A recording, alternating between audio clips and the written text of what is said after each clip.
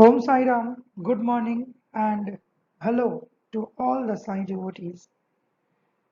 Yet again, a fresh episode of Sri Sai Satcharitra series has begun, but today we are taking up such a chapter which may bring tears to the eyes of all the devotees. It may not bring tears to the eyes of the devotees because we know that Baba is Parabrahma, he is alive, he is still alive rather, and he is amidst us. Whenever we call him, he gives his darshan in any form to his devotees. Yes, your guess was correct, and we are starting with chapter 42 today, which deals with the topic Baba's passing away. Did he really pass away? No, not at all. He has gone nowhere. He has just shed the mortal coil, which was made of five elements, for protecting the laws of nature, respecting the laws of nature. But he is still amongst us. He still gives darshan, performs miracles. He has still cured so many incurable diseases of so many devotees. We are all grateful to him for being a Bhakta Vatsal, a compassionate mother of us all devotees. With obeisances to Baba, by bowing our heads on his feet, let us begin with the chapter today.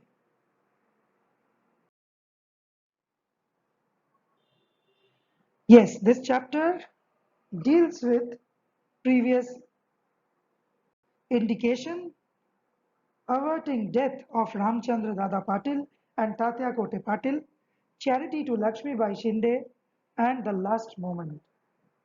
This chapter, as I said, describes the passing away of Baba.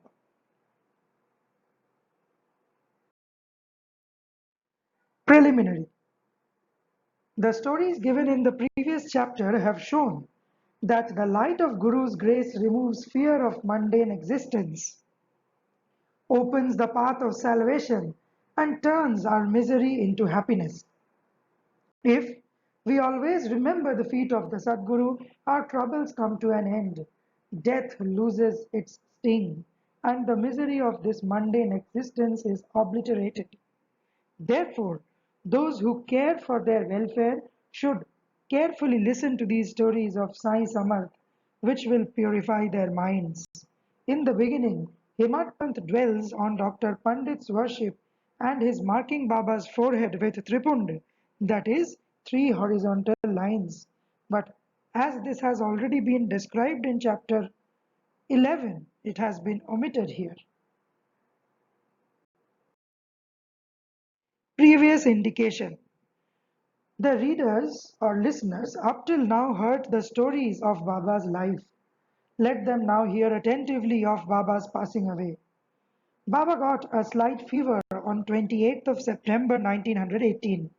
The fever lasted for 2 or 3 days, but afterwards Baba gave up his food and thereby grew weaker and weaker. On the 17th day, that is Tuesday, on 15th of October 1918, Baba left his mortal coil at about 2:30 p.m.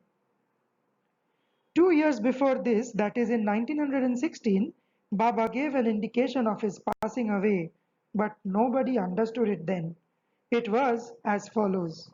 On the Vijayadashami day, Baba all of a sudden got into wild rage in the evening when people were returning from Simo Langan is the crossing the border or limits of the village.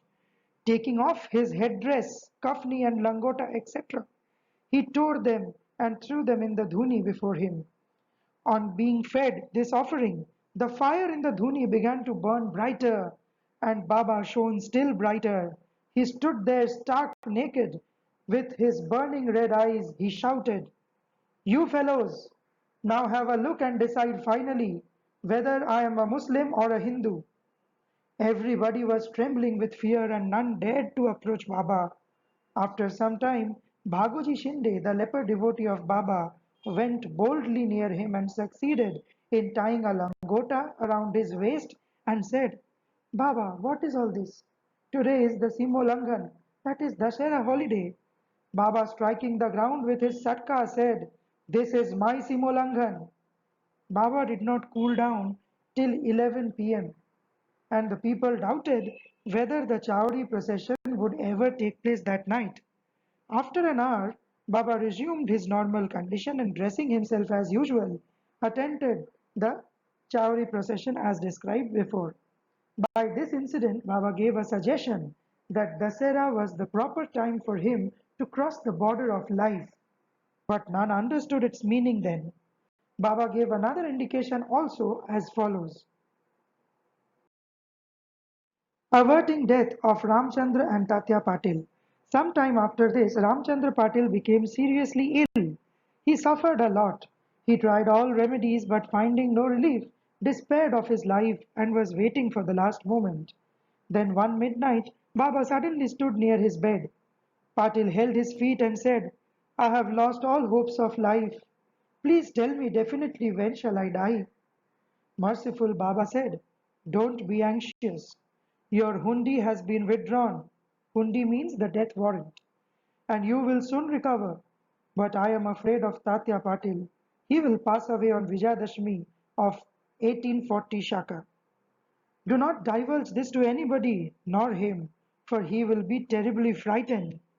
Ramchandra Dada got well, but he felt nervous about Tatya's life, for he knew that Baba's word was unalterable and that Tatya would breathe his last within 2 years. He kept this secret, told it to none but to Balashimpi only. Only these two persons, Ramchandra Dada and Balashimpi, were in fear and suspense regarding Tatya's life. Ramchandra Dada soon left his bed and was on his legs. Time passed quickly.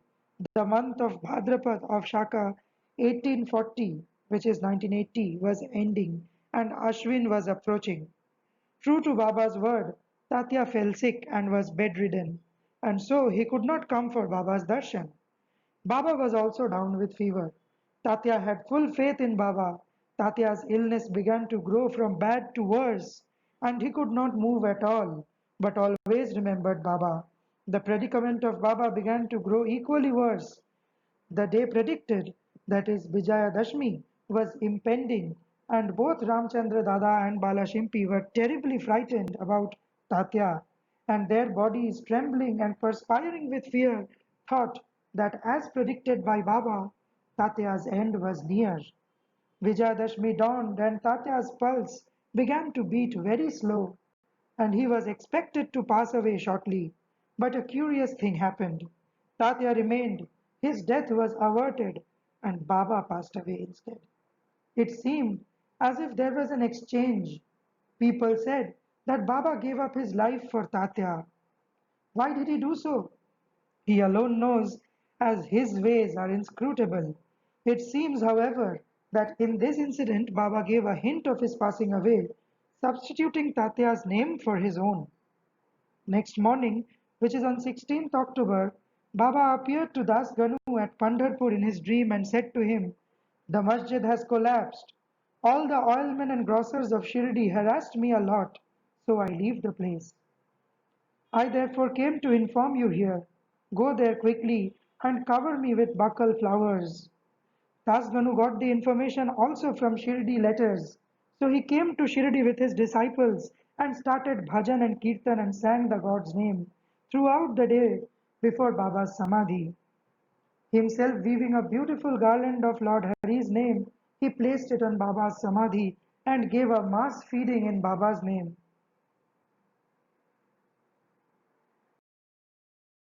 Charity to Lakshmi Bai. Dasara or Vijayadashami is regarded by all the Hindus as the most auspicious time, and it is befitting that Baba should choose this time for his crossing the border line. He was ailing some days before this, but he was ever conscious internally. Just before the last moment, he sat up without anybody's aid and looked better. People thought that the danger had passed off and he was getting well. He knew that he was to pass away soon and therefore he wanted to give some money as charity to Lakshmi Bai Shinde. Baba pervading all creatures. This Lakshmi Bai Shinde was a good and well-to-do woman. She was serving in the masjid day and night. Except Bhagat Mahalsapati, Tatya and Lakshmi Bai, none was allowed to step in the masjid at night. Once, while Baba was sitting in the masjid with Tatya in the evening, Lakshmi Bai came and saluted Baba. Baba said to her, "Oh Lakshmi, I am very hungry." Off she went, saying, "Baba, wait a bit.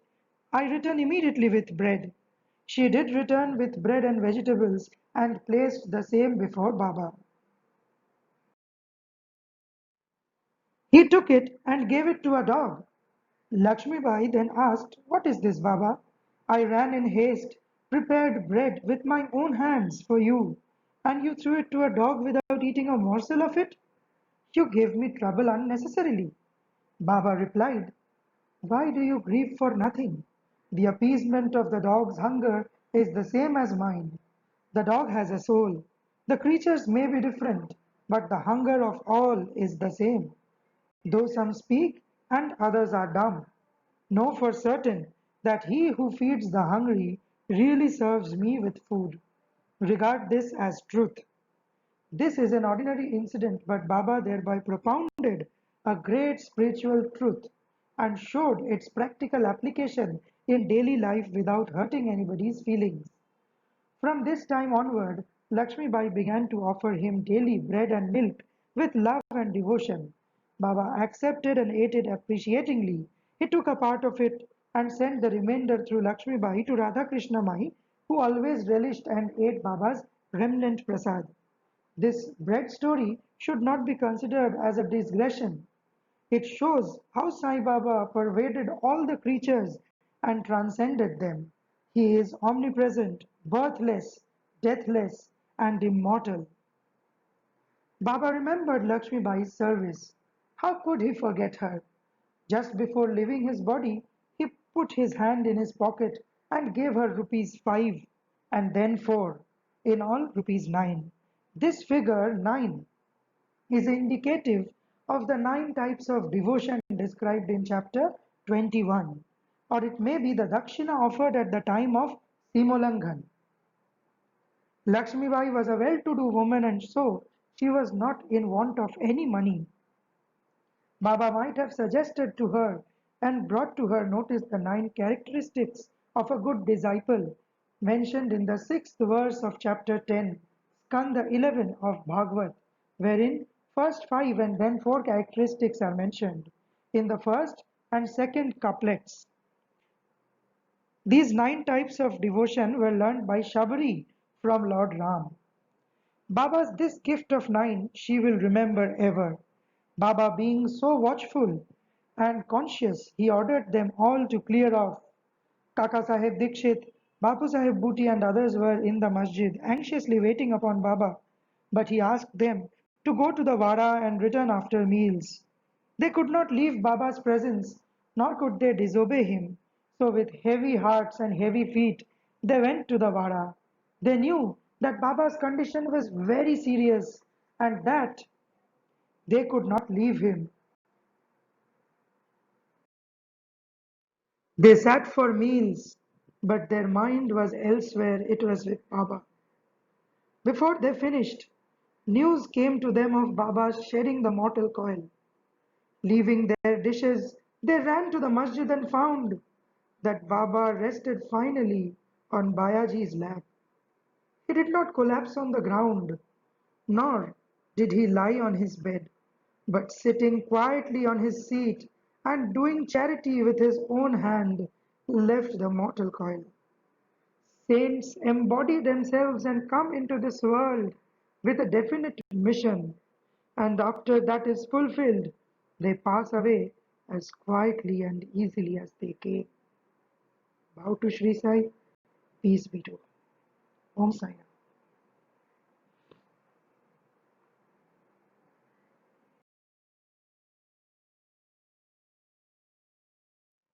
My sincere gratitude to all the devotees for listening Sri Sai Satcharitra series. I hope you all are enjoying by seeing the pictorial representation of Sri Sai Satcharitra. Bless us, support us, and do keep listening to this. And if possible, please read Sri Sai Satcharitra. It is a pure nectar, as I have already said, written by Sri Hemat Pantji, which solves all the queries of our material life as well as helps in spiritual progress. Om Sai Ram.